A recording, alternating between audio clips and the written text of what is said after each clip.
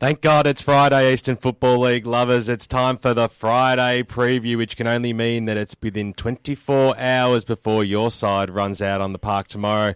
This afternoon's program is brought to you by Inside Football, the magazine for the fair dinkum footy fan. Get copies at your local newsagent or download on your iPhone or iPad. My name is Ben Warren Smith, and two gentlemen are joining me this afternoon at EFL House. Wayne Brasher, good afternoon to you, Brash. Good evening, BWS. And Damien Watson. G'day, mate. How are you, Benny? I'm fantastic, and I hope you gentlemen are too, because there's a big weekend of football coming up. Let's start at Division 4. Let's start out at Belgrave South, a recreation reserve, Wayne Brasher, because two undefeated sides are going to hit the park. They are South Belgrave and Surrey Park. This will be a big game. Yeah, great game in store. Surrey Park for the first time tomorrow. We're in for their big match of the season, and we'll have an indication of where they sit in the overall scheme of things by 5 o'clock tomorrow night. South Belgrave haven't put a foot wrong so far, with a potent forward line that boasts the leading goal kicker in Division 4, Alex Backens, with 16 goals. With other options like Appleby, Odermatt and Hallinan, this will ensure that Surrey Park's backline will get a thorough examination. Surrey Park have got off to their best start in history and have confidence and newfound belief. The arrival of Luke Conker has reaped immediate benefits for the club on the field with his goal kicking and overall ground play. South Belgrave will be too strong at home and will get the points, but I'm expecting Surrey Park to take it right up to them. Kilsyth take on Park Orchards out at Dominie Reserve tomorrow, Damien Watson. Kilsyth sit in third position, while Park Orchards linger in eighth position with only one win for the year. This will be an interesting game. Yeah, it will be an intriguing clash, to say the least. Although Park Orchards are in only their second season in the Eastern Football League, I'm sure the Sharks hierarchy would not deem it ideal to commence the season with 4 straight losses, and they'll be determined to rectify that this weekend.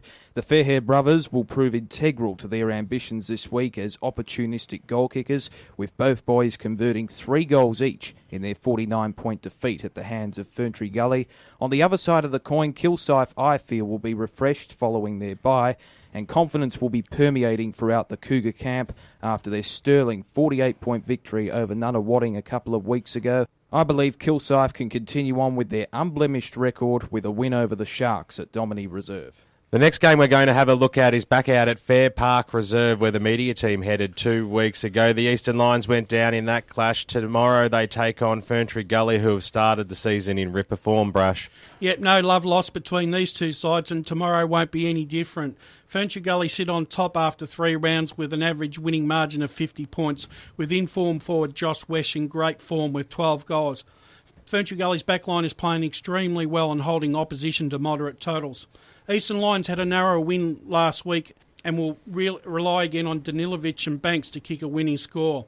Eastern Lions yet to hit top form and will need a few more weeks, but at this stage of the season, Ferntree Gully look far too accomplished and they will get victory this week. The final game we're going to take a look at in Division 4, only 4 games across that division tomorrow, is out at Sylvan Recreation Reserve, JMO. Wodonga head there. They're taking on the Cats, who are sitting in 5th position and have started okay. Well, and it's an enticing matchup, this one. Sylvan scored a vital 4-point thrilling victory over, of course, Forest Hill last week, and they'd be eager to consolidate their spot within the top ranks of the hierarchy in Division 4. They currently sit in 5th position, and they'll be looking to improve upon that record with a win this weekend. Wodonga was also involved in a thrilling clash last weekend against the Eastern Lions. Unfortunately, for their sake, they lost by 5 points, but they have very promising players in, of course, the part of Ross Dancy and Jacob Daly, who both performed reasonably well on the weekend, and Adam Boltrowitz scored 3 goals, and he'll be a vital, potent forward target. But I think that Sylvan can continue on with their good form and prevail on the weekend. 3 sides have the bye tomorrow. They are Forest Hill, Canterbury and Coldstream. So that's Division 4 done and dusted this week on the Friday preview, of course, brought to you by Inside Football, the magazine for the fair dinkum footy lover. Of course, get your copies at your local newsagent or download on your iPhone or iPad. Everybody's got one of those these days. Time for Division 3, Wayne Brasher. Central Reserve is the place to be tomorrow if you enjoy the clash between the Glen Waverly Hawks and Heathmont over recent seasons. This will be a fiery one. It will. Glen Waverly Hawks have had a disappointing start to the season, while Heathmont have had 2 narrow wins full of merit. Glen Waverley Hawks and Heathmont have a lot of history in recent times, and both sides will rise to the occasion. Mick Gore will be asking the Hawks for a supreme effort to kickstart their season tomorrow. The game will come down to whose defence can hold their respective forward counterparts and which midfield can maintain the rage. Glen Waverley Hawks need to find something from within tomorrow, but I feel Heathmont are just going a little better to get the points.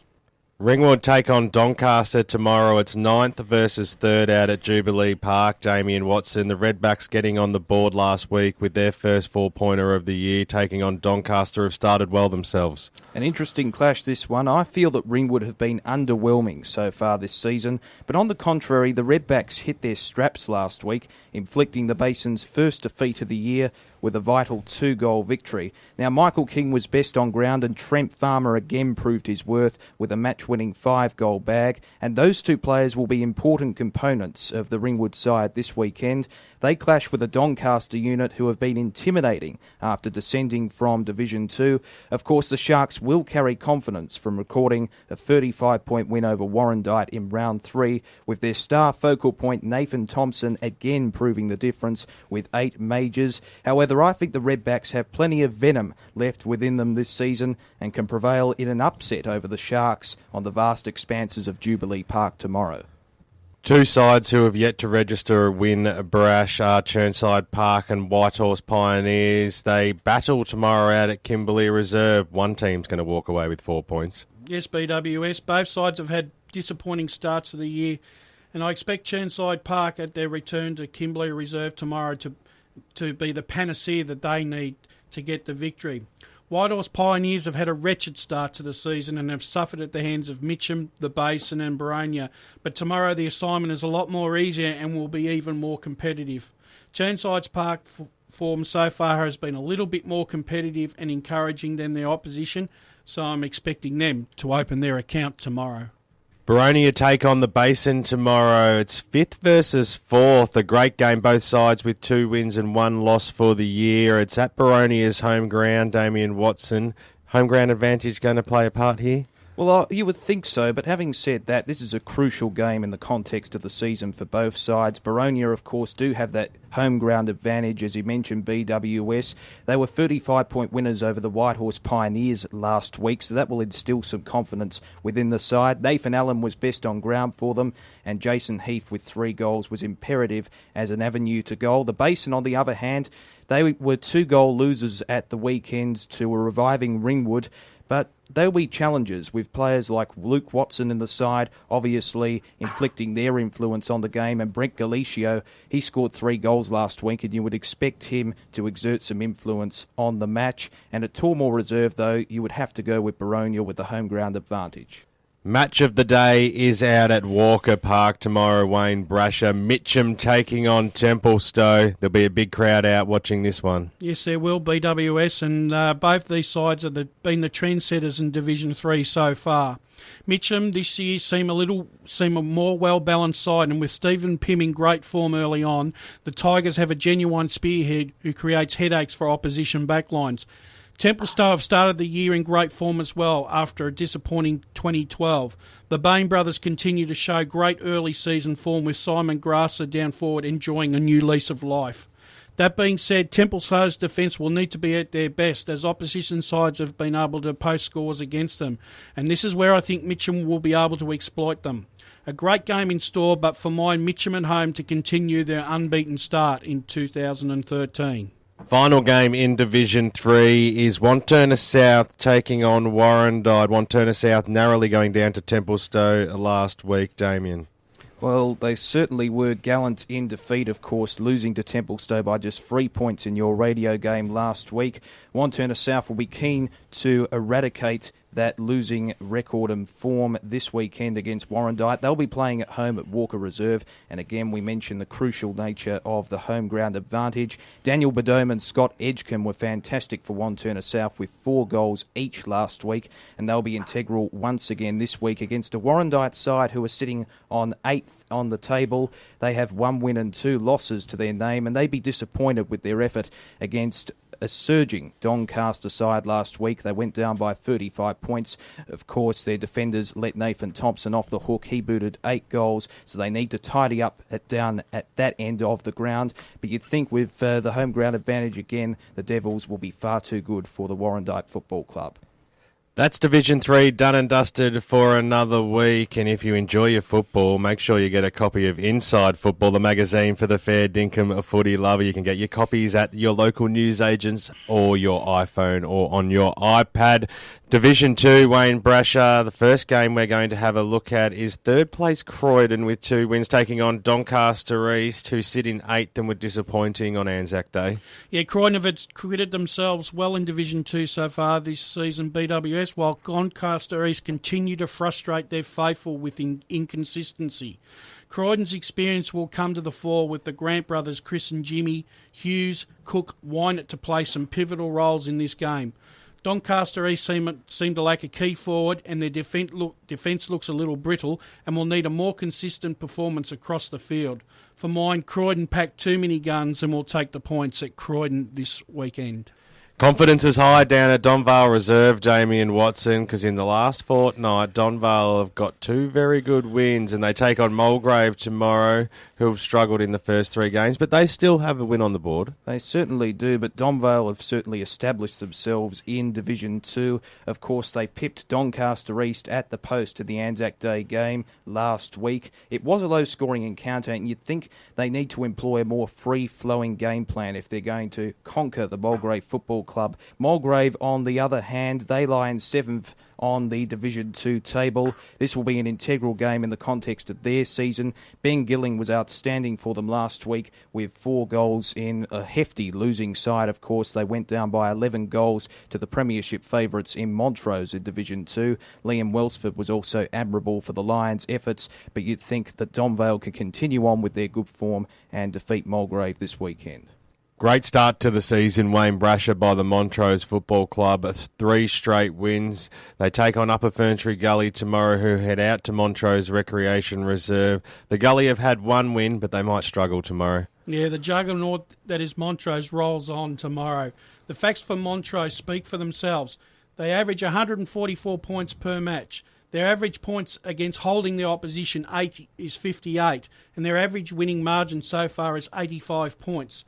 Montrose have a wealth of midfielder and forward options that kick goals, led by the ever-impressive Billy Schilling.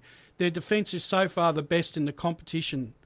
Upper Ferntree Gully have had a reasonable start to the 2013 season and were very competitive against North Ringwood last week. However, tomorrow face a daunting task ahead. Tate Hickleton has had a good start to the season and provides Upper Ferntree Gully with a focal point down forward. I expect Upper Ferntree Gully to be right in this early, but I feel Montrose will gain control in the second half and run away with an emphatic victory. There are only 2 undefeated sides in Division 2, Damo, and they are the Waverly Blues and Bayswater. And wouldn't you know it, out at Mount Waverly Reserve, they take on each other tomorrow, so one side's going to walk away with some points. Yes, finally, in the case of both those clubs, they are the cellar dwellers of the Division 2 competition. The Waverly Blues, they were gallant last week, it's fair to say, against a relatively strong and intimidating Mooroolbark lineup, going down by 14 points, and they'll take some sort of confidence out of that game. Matthew Watts and Paul Savage were amongst the best for the Waverly Blues, and I'm sure Brett Davidson will be pleased with their efforts. They take on Bayswater. If they're going to win a game this season, they should defeat the Waverly Blues this weekend. They need players like Joel Galvin to fire. Of course, they're very, very important to their structure, and you would think Bayswater can finally get off the mark in season 2013 and defeat the Blues this weekend. The 5th and final game, Brash, is 2nd versus 4th, and this looks like a ripper too. Out at Quamby Reserve, North Ringwood, the new boys in Division 2 this year, take on Mooroolbark. This will be a cracker. Yeah, North Ringwood have handled the jump into 2nd Division with aplomb. They're 3-0. They've played some really, really good sides, some really, really great football, whilst on the other hand, Mooroolbark have been thereabouts, and without Telesky have performed admirably. In saying that, North Ringwood seem to me at the moment to be a much more well-balanced side, and I expect them to get the points at Quamby Reserve tomorrow. Division 2 all done and dusted for another week. We hope you enjoy your afternoon watching Division 2 football tomorrow. Before we get into Division 1, gentlemen, just another reminder to get your copy of Inside Football if you are a lover of football, because it is the magazine for the fair dinkum footy fan. You can get it at all your local news agencies or download off your iPhone or iPad. But let's get into it though. The big games, the 6 big games tomorrow in the Premier Division. The first game, we're going to head out to Balwyn Park down at Cherry Road. The all-conquering Balwyn, who start at 3-0 Damo, take on the new boys, the Rovers Hawks. Yeah, the Hawks, the new kids on the block, have been sterling, I think so far. Many pundits would agree in their transition from Division 2 to Division 1 football. Obviously a more intimidating environment, and they come up against a Balwyn side who are just that. They haven't registered a blemish this season. They've been undefeated, and players such as Rennie Gilchrist and Jeff Goebbels are firing and carrying on their premiership form into season 2013, and they were integral to their 28-point victory over Lilydale last week after admittedly a slow start. Rowville, you have to admire their tenacity and effort in Division 1 football. It's a difficult transition. They lie 5th on the table after 3 games, which is a magnificent effort. Cody Morris has been a big part of that, booting 13 goals for the season thus far, and you feel he'd need to fire for Rowville to get over the line on the weekend, but you would have to tip the reigning premiers in this clash to defeat Rowville at home. South Croydon return to the Kennel tomorrow. Brash out at Cheon Park, taking on a pretty confident Blackburn side. Yeah, this is a very interesting game. BW set down for decision, and after tomorrow night, one of these sides is going to be sitting in the top 5. Blackburn have been very workmanlike in their last 2 victories against East Burwood and Noble Park. The return of Ben Fraser has given them a focal point down forward, but still need support from Graham Johns. But possibly may have found a new forward in Damon Arizolo, who kicked 4 goals last week. The evergreen Michael Prendergast, Stefan Denadich on their day can be match winners and should not be underestimated. South Croydon had a disappointing loss against Rowville after encouraging victories early on. South Croydon still seem to be reliant on the King brothers, Daniel and David, to kick multiple goals, and when their influence is negated, they are in trouble. They are an honest, hard-working side, and they work well with each other. Toss of the coin drop here, but I feel Blackburn are just going a little better and will get a narrow away victory tomorrow. Battle of the Falcons out at LSO, the Lilydale Sports Oval. Damo, Lilydale in 8th position, take on a Knox, who have started well. They sit in 2nd spot with 3 straight wins. Well, Ben Waterworth has termed it a Falcon Fiesta, and it may be just that out at Lilydale Reserve. This will be an interesting clash. Knox, of course, have surprised many in Division 1 football, certainly the spectators. They lie in 2nd position, as you mentioned, undefeated, and they certainly thrive in the physical, score-negating type encounter, and that was exemplified with their 3-point victory over Scoresby last weekend in what was a really low-scoring game, and they'd be eager to celebrate Paul Trebray's 250th game with a win. Having said that, Lilydale are certainly not easy beats. The last time these two sides met last year, Lilydale defeated Knox on their home turf, and that effectively sent their season crumbling. And Lilydale, they take some confidence in their gallant effort against the reigning premiers in Balwyn last week. They only went down by 28 points. Daniel Breeze was a key figurehead for the Lilydale Falcons. Daniel Breeze, of course, booting 3 goals, and Ben Waitman amongst their best. But you would have to think Knox can continue on with their winning form and defeat Lilydale this weekend. Norwood, who sit in 3rd position, take on the East Burwood Rams, who are yet to get a win on board in 2013. Brash, how do you see this game going tomorrow out at Mullen Reserve? Well, Norwood lost no friends in their loss to Vermont last week, only going down in the dying minutes, and they return to Mullen Reserve tomorrow. East Burwood are struggling and lack depth all over the ground. The loss of Henshaw, Carroll and Middleton have robbed them of structure. Norwood, on the other hand, have quality across the board. McCormick leads well down the ground, and his long kicking and goal kicking are providing a great focal point. Brent English and Red Jordan provide the grunt in the midfield and continue to aid their backline and their forward line with their run and carry. The defensive Stuart Hill and Evan Johnson continue to provide great run also, and their defensive pressure on opposition is sometimes hard for others to handle. Can't see East Burwood kicking enough goals to win the game, and I expect Norwood comfortably to get back on the winners list. The EFL's match of the day is out at Pat Wright Senior Oval tomorrow afternoon with Noble Park, third position, taking on Vermont, who have slipped to ninth, two powerhouse teams of Division 1 football. This game's going to be a cracker. It certainly will be. That's quite an understatement, BWS. Noble Park host Vermont this weekend down at the Bull Ring, and this will be an interesting clash. Vermont, of course, were narrow 3-point winners in their 1,000th game against Norwood last week, and they had the big bodies and potent focal points up forward in Justin Van Unen, and of course the great acquisition from Sylvan and Ashley Froud. They booted 5 goals each, and that will be one of their key assets coming into this game. But this will be a true test of character for the Eagles. This is an intimidating opponent in Noble Park. Of course, they won the flag back-to-back in 2010 and 2011, and they take some confidence out of a 34-point victory over East Ringwood last week, and they have that plethora of goal kickers. They don't have to rely on big-body forward targets in just ones and twos. They have many goal kickers on the board, and that was conveyed at the weekend. Brett Dorr and Matthew Dunn amongst them with 3 goals each. Sam Monaghan and Stuart Kemperman were also admirable for the Bulls, and I think they can continue on with their good form and defeat Vermont this weekend. Don't miss the action, and it'll be broadcast live on 98.1 Radio Eastern from 1 p.m, and of course video streaming live on the website efl.org.au.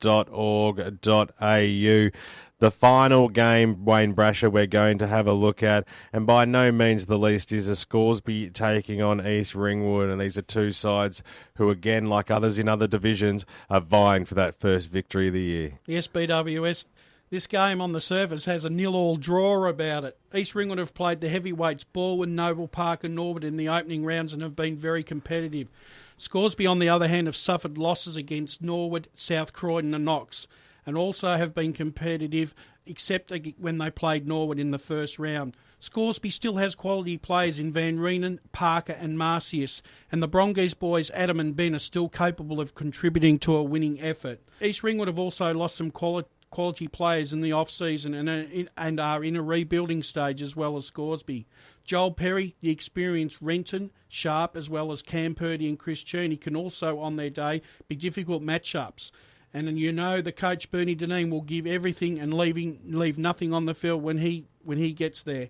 I'm tipping East Ringwood to win their first game, and I think their form lines are a little better at this stage of the season.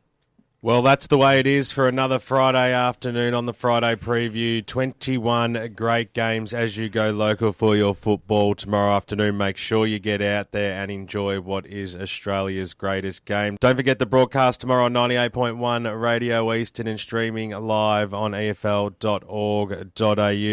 Of course, this was brought to us this afternoon by Inside Football, the magazine for the fair dinkum footy fan. Get your copies at your local news agency. You're on your iPhone or iPad.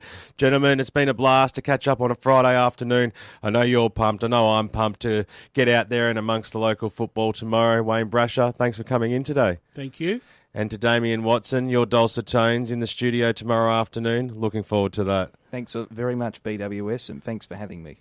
That's us signing off from here at EFL House. And gentlemen, as a wise man once said, stick a fork in us, we're done.